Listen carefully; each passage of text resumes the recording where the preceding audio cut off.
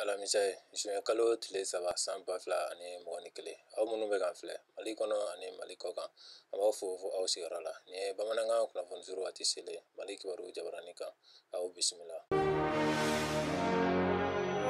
Mali san 2020 san 2021 kalansan kɛmɛnu dɔgɔdara kalanden minnu bɛ kalanso kunfɔlɔw ni kunfilananw na l'école normale secondaire générale lycée technique ani professionnel olu ka san 2021 kɛmɛnu u dɔgɔdara tɛnɛndon mɛ kalo tile 31 san 2021 kalanko minisiri sofɛ o siratigɛ la baki kɛmɛni sɛbɛnni o ye uti kalo tile 23 ye ka se a tile 26 ma san 2021 defusa o kɛmɛni ye uti kalo tile 16 ka se a tile 18 ma san 2021 min ye kapu ye o kɛmɛnu ye zuzule kalo tile 26 ka se a tile 29 ma san 2021 bete o ye uti kalo tile 9 ye ka se a tile 12 ma san 2021 kɛnɛya sɛnɛ bangamara bete o kɛmɛni ye zule kalo tile 12 ka se a tile 16 ma ani sɛtanburu kalo tile 6 ka se a tile 10 ma san 2021 IFM kɛmɛnu sa o sɛbɛnni ye uti kalo tile 16 ye ka se a tile 20 ma san 2021.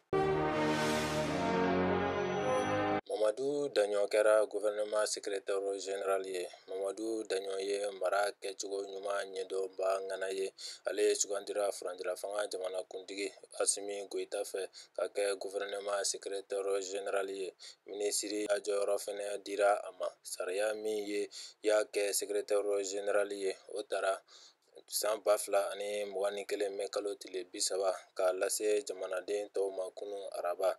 Mamadu Daɲɔ bilala mɔgɔ min nɔ na jɔyɔrɔ in na o ye Salifu Jabate ye. Ale fana ye mara kɛcogo ɲuman dɔnba ŋana ye. O tun bɛ jɔyɔrɔ in na kabini san 2020 octobre kalo tile 28.